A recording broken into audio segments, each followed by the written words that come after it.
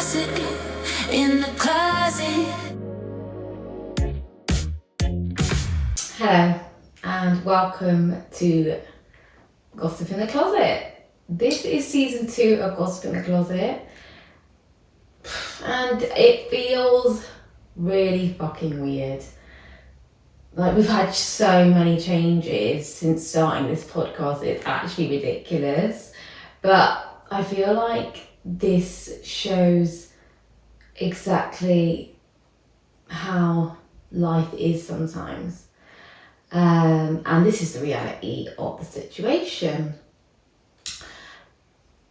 Mia is no longer in the episode.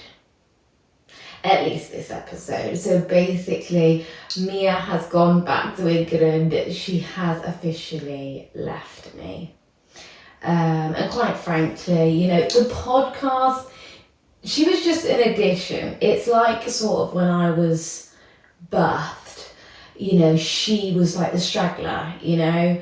I sort of came out fast, didn't need anyone else, you know, and she decided to come and sort of get on board. And, you know, that saying, you know, you only need, there's no saying, but, you know, there's no need for two of everything, you know.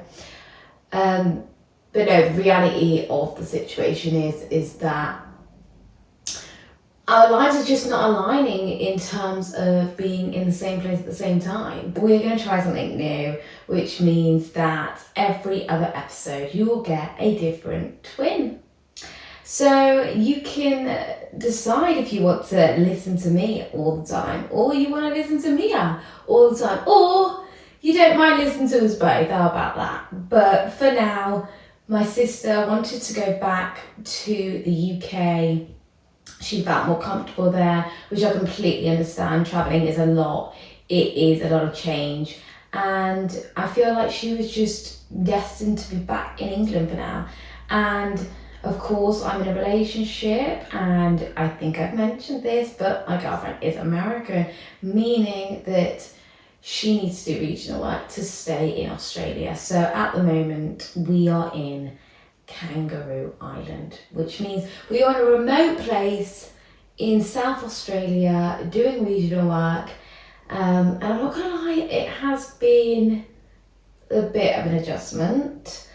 And being without Mia is difficult. I mean, she has been another version of me in a way. So it is hard. It's going to be really hard to do these episodes without her. But I am really looking forward to what her episode's going to look like, what my episode's going to look like. And we are definitely going to be having a segment where we feed back about the other person and what their opinions are and what they've been talking about. So it's going to be a great way to have a conversation from my perspective, from her perspective, from you guys, and we can all sort of see how everyone's different, even if you were brought up next to each other. Now, it is 2026, fucking weird. I'm so confused, you know. I feel like the new year always feels so much pressure, and there's always so much feelings around this time of year in terms of, you know, everybody wanting to, you know, have these New Year resolutions, what they can change about their lives and what they can make better, what they're going to leave in 2025. And quite frankly, I'm just not in that mindset. I'm going to be completely honest with you. And I think a lot of people may relate to this, because I think a lot of people who maybe haven't had the best year or haven't had a massive change from 2025 to 2026 feels slightly in the same place in some ways. They feel like they have all this pressure to change, and it's like, you're just not there yet. And for me, I feel like, I mean, my life is changing constantly because I'm traveling. But in terms of like New Year's resolutions, I just felt like it was just so much like pressure. Like, okay, I don't really know what I would like to change per se. However, we're just going to continue to live and breathe and do what makes us feel good. And that's what I'm going to do for now, and see how it goes, really. Now, I wanted to go, first of all, into my 2025 favourites. So my 2025 favourites, that's what we're going to do first. Because, guys, I want you guys to get to know me as an individual and my sister as an individual. You might have already, if you go back, watch season or listen to season 1 if you haven't done already. We're on Spotify or YouTube. You can catch them at any of those sources. I think Apple Podcast also plays our podcast. You can sort of see the difference between us. Of course, we have different personalities. We are different people, believe it or not. Crazy concept. But I just wanted to give you a rundown of, my favourites in 2025. My favourites have been, and I've got a list because, I forget. Chelsea Handler. I discovered Chelsea Handler and I won't stop going on about her because just everything about this woman I fucking love, okay? Like her directness, the way she sees life, her morals, her values are aligned with me. This woman is incredible. She's a comedian. She makes light out of things, but she's also got a brain. And she also feels the injustice of the world. And she won't stand for shit. And if she feels a certain way, she will tell you. And I don't know, I've become obsessed with Chelsea Handler since I met my girlfriend. Before my girlfriend and I started dating, we were friends. And we went on this trip together because we clearly liked each other, but we just didn't want to tell each other we liked each other. And we went into a bookstore, holding hands, because lesbians. And we found this book. And the whole train journey back from Coolangatta to Brisbane, my girlfriend read to me. And she has an American accent. Just from that day, I'm obsessed with her. She's got books, she's got shows, she's got a podcast. Anyway, love her. I will go on about her all day. Jeanette McCurdy. Again, I found this book with my girlfriend. We have been reading to each other. If you don't know, get to know. I didn't even know about Jeanette McCurdy. I didn't have Nickelodeon or whatever that channel was. It wasn't a good channel anyway, apparently. It's terrible. However, she has just released a book all about, what's it called? My Mum Died? Something like that. Anyway, I should know. It's actually right there, is it? I'm glad my mum died. That's the book. We've been reading it. Believe it or not, my mind just went blank. And I absolutely love that book. If you don't know, get to know. She's incredibly inspiring. Love her. Moving on. Miss Maisel. That's a TV show. It's a series. It's a drama. It's about a comedian. I fucking love comedians. I don't know why. Like, some are so fucking shit. Not gonna lie. I've been to comedy shows and I'm like, I actually want to die. But when they're good, they're just so good. Also, shout out to Gabby Bryan. I'm obsessed with you. I love you. I'm obsessed with Gabby Bryan as well. I love a good comedian. Anyway, Miss Maisel TV show, amazing. Also, Dance Mums. This is a great binge watch. Like, I'm sat here every night letting that just take me. But also, what the fuck? What the actual fuck? Like, how was this allowed? Also, mums really need to check themselves. These women are 40 years old and they're behaving like children. And they're don't get me fucking started. But anyway, my favourites at the moment, I think I'm just starting season 2. My favourite at the moment is Chloe. She's just so sweet and cute, and yeah, she reminds me of me because she just needs someone to believe in her. Okay, anyway, moving on. Mormon Wives. I am obsessed with Mormon Wives. Like, I love the drama. Why do I want to be drinking soda, talking to a load of pregnant women, living in Utah? what? That has never been a dream until right now. It's weird. I don't get it, but in love. And last, but 100% not least, Mariah the Scientist. Your music does something to me that I can't explain. And that's the end of that. Anyway, moving on. 2026 predictions. These are really random, funny predictions that I have of the year. There's only a few. I don't know how anyone's going to feel about this, but Mel Robbins, doesn't she give like gay vibes? Like, I fear this woman is coming out anytime now. I don't know about you, but I believe she's in love with her husband. I'm not discrediting that. By the way, shout out to Mel Robbins, you got me through a lot. But she's giving gay vibes. So, Mel Robbins is a lesbian. Joelle and Chris Hughes. Wow. Joelle. Do you know what? Everyone shits on Joelle, Jojo, Siwa, whatever.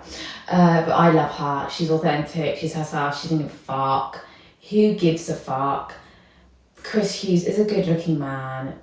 If she wants to be with Chris Hughes, why fucking not? Because what we should all be doing in our community, in the LGBTQ plus community, is accepting everybody and everything that's going on here. And love is love. So she can love whoever she wants. If she wants to identify as a lesbian, then identify as bi, and then identify as loving Chris Hughes, she will do as she pleases. And she has. Because she will and she won't, and she is. So shout out to Joelle and Chris. May your babies this year, because, be loved, because my prediction is that they're going to have a baby. And then I feel like they're going to have a baby. And why do I feel like they're going to have I feel like they could have a third person involved in their relationship. My new bestie this year. I feel like I'm gonna meet Ariana Grande and we're gonna become best friends. I know that's a far reach, but I really feel this is gonna happen to me. I have her lyrics on me, Just Keep Breathing, because she's really helped me through the bad times. I also have a tattoo the same as her of a moon, like half a moon. And I just feel like some people are meant to be in your life, and I feel like Ariana Grande will certainly be my best friend this year. So that's also good stuff to look forward to in the new year. Okay, so it is Gossip in the Closet, which means that we do Gossip of the Week. Gossip of the week. We are going to do queries as well, but we will see how that goes. We're going to see what that looks like. Obviously, every other episode is going to be either me or Mia. So we will see how the queries thing goes. But for now, Gossip of the Week this year, this season, this first episode with me is all about what are the ins in relationships, what are the outs in relationships, what are we doing, our relationship peoples, what are we doing? What are we going to continue to do in our relationships? What are we not going to continue to do in our relationships? Whether you have just started out in your relationship, or whether you are 3-4 years in, or whether you're married. What are the ins? What are we going to continuously do this year? What are we not going to do? And it is weird to say that I do feel like this time of year, people are shredding bad habits. They're getting rid of the old. They're out with the old, in with the new. I feel like a lot of arguments happen at this time. I feel like a lot of people are trying to navigate things like in the Christmas holidays, whose family they were going to stay with. That always brings up some turmoil, because it's like I'm not staying with your family again. Your mum does my head in. I'm going to my family's house. Or do we have to split up and you go to your family's, I go to my family's this year? And these kind of things makes such a big pressure in the relationship. And that's as well as the new year, where people are deciding, I don't want to sit around anymore. I don't want to wait for this person to be the person I want them to be. And they decide to get rid of them. And it's kind of a crazy concept, to be honest. But that is true. And I feel like a lot of people look at what their direction in life is. And sometimes it's just not aligning with your partners anymore. And then you have to make that decision.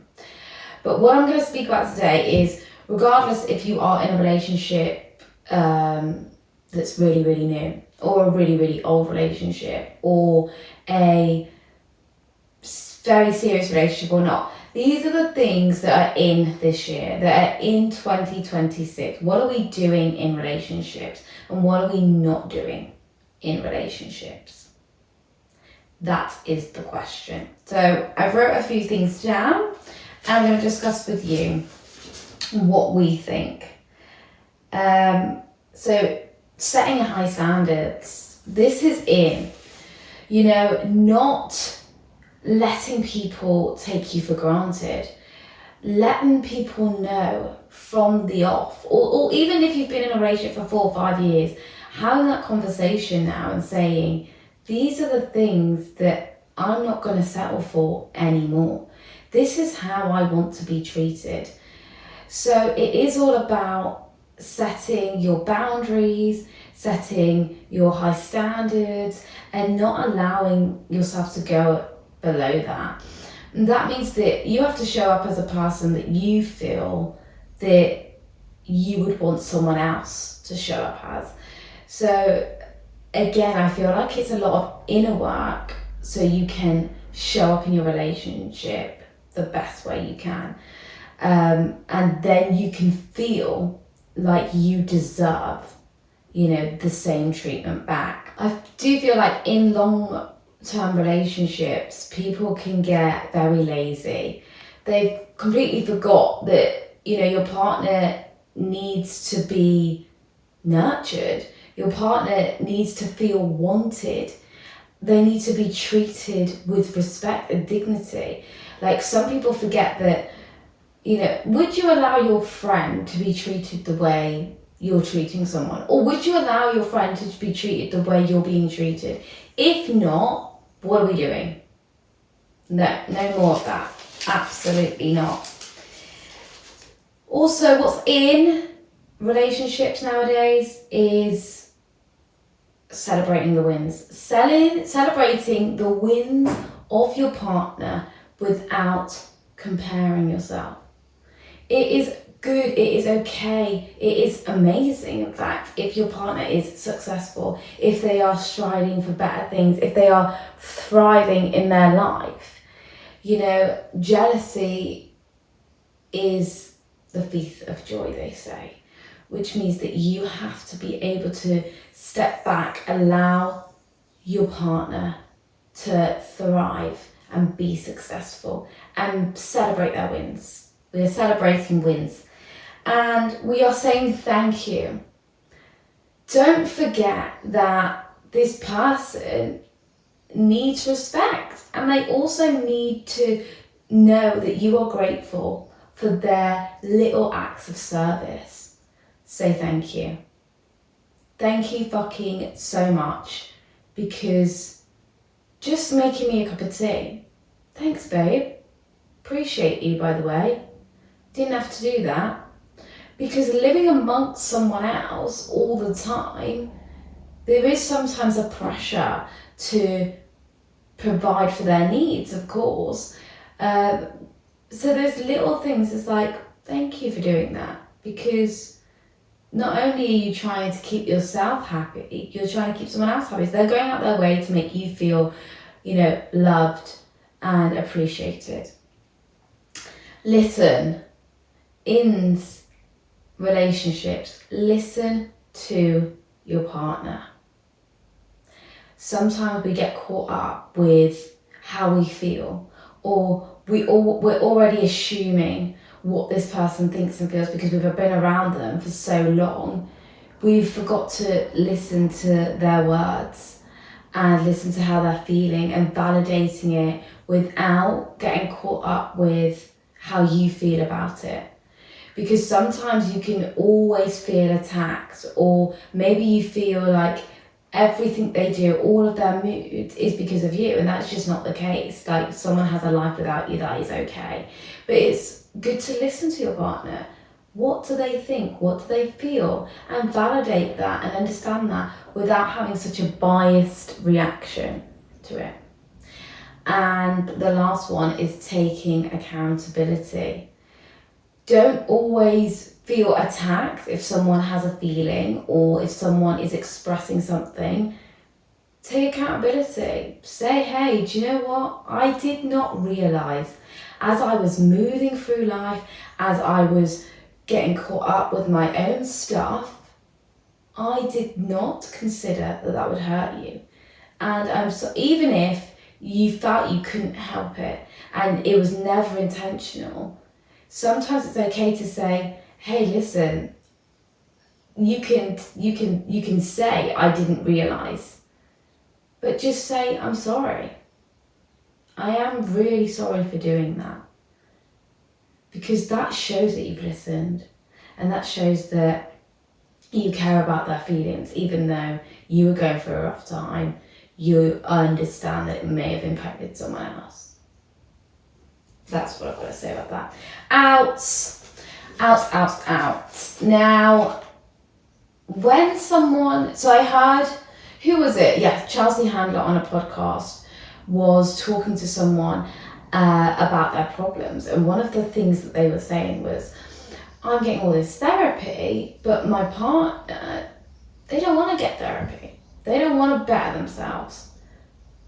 Okay, but now you're coming across as though you're better than your partner because you're working your shit out and they are not working their shit out.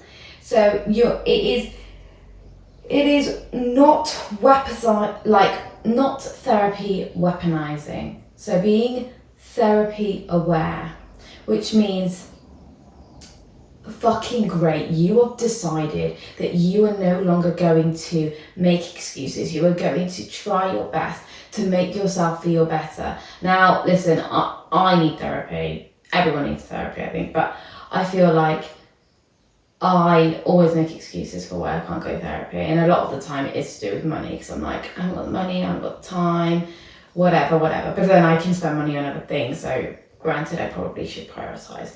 However, what I'm trying to say here, don't go off track, what I am trying to say here is don't weaponise your therapy. If your partner is not ready to invest in themselves, or they feel they don't need to, then that is not your responsibility. And then you have to make that decision. Do you still want to be with someone who you feel needs the work and does not want to do the work?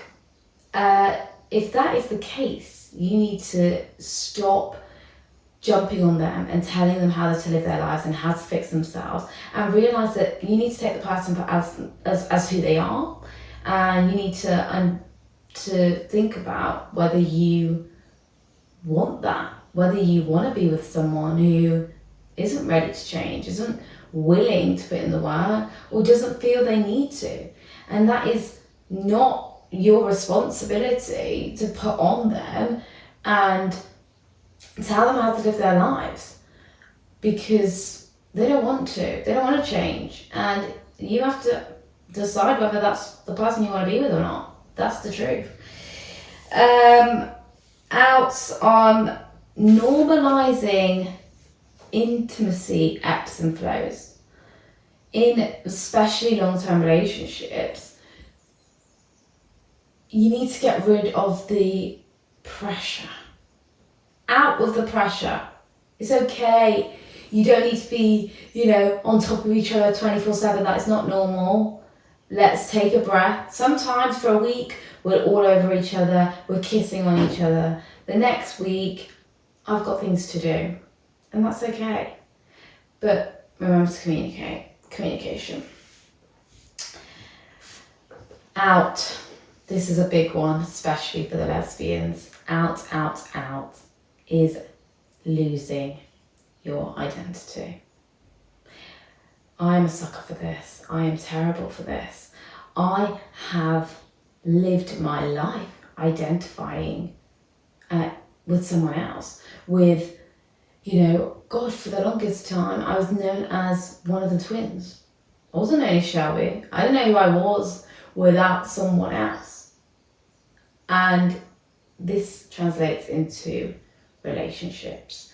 And sometimes you can lose yourself and you think, God, what do I like on my own? Or who am I? Or, all of these things. Don't do it. Allow your partner to be an individual, because that is what attracted you two to each other in the first place, was the fact that you two were individuals living a life that seen each other and thought, that's a bit of me. So don't lose that, and have that conversation with your partner. I want to know who I am without you. Not without you, but it's telling that it's okay to be a we, but don't miss out on that me, is what I'm trying to say, is keep, you. Don't lose that.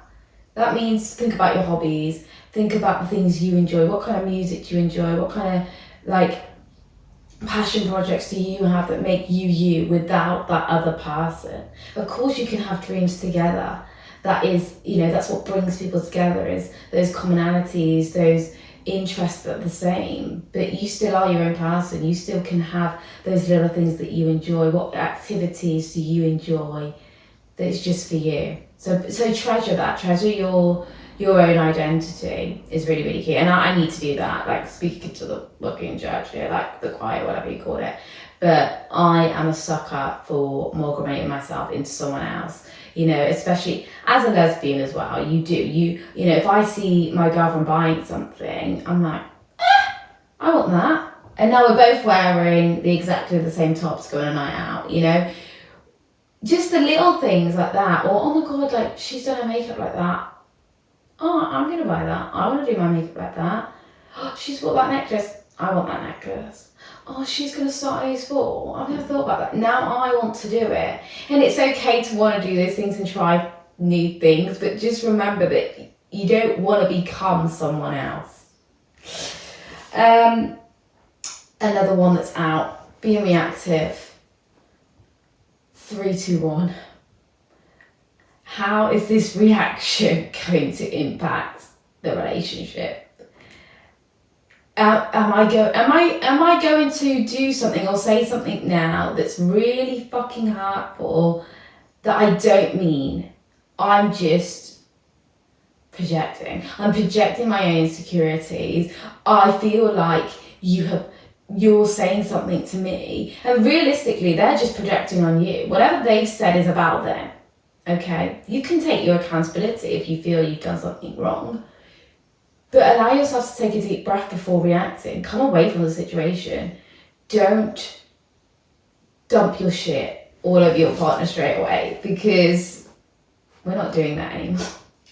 We're not doing that anymore. And also thinking their mood is about you. They have a life outside, believe it or not, you.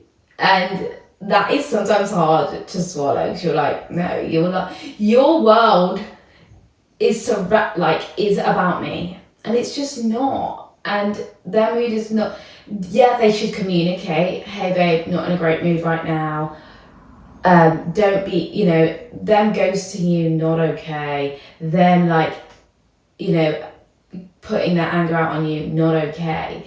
But their mood is not always about you. And some, like me, I have relationship anxiety. I've already spoken about this, so I'm constantly thinking, as soon as they're in a bad mood, they're gonna end the relationship. Oh my fucking God, what have I done now? No. They have a life. It's not all about me. It's not all about you. But they need to be able to communicate that as well. there's a two-way street.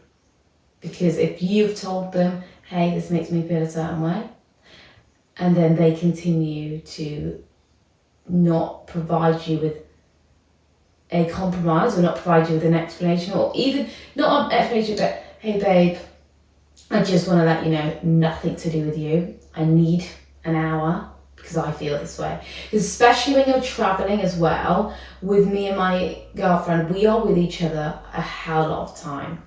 So that means that you're sat in the room together when you're chilling, you're going to the gym together, you're going for a walk together, and you can inflict each other's moods on each other.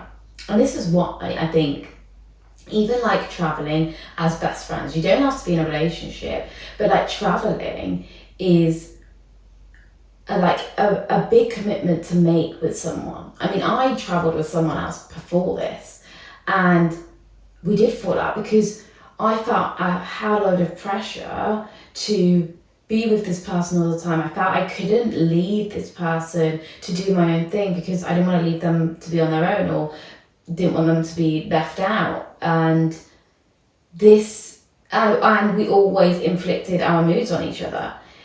And that's just a friendship. So relationships the same. So again, I'm giving myself this advice as well. Don't take it personally. Have more space if you need to. Okay. Yeah, so one person cannot be your everything. You are your own individual. I think I've said that in about 10 different ways, actually. So that is my ins and outs. Hope that wasn't really negative. But anyway, the point is you really need to focus on what makes you happy, and then the relationship will be happy. I don't know, that sounded preachy. But anyway, I hope you guys really enjoyed this first episode back. Just me ranting to the camera. I hope that we can all sit and enjoy Mia's next episode, which I'm so excited to see what she's got to say. And I feel like she's so much wiser than me. Like, I'm just a chatting shit. She will say some really wise, good stuff. And if you guys want to get involved, if you guys want to give us a query or a dilemma, let us know who you'd like. We could both give advice, to be honest. And let us know what you guys want us to talk about. That would be absolutely amazing. If you have enjoyed this video, if you've enjoyed this podcast, please like, comment, please share this video. It really, really helps. And yeah, take care. 2026. Let's go. Gossip in the closet.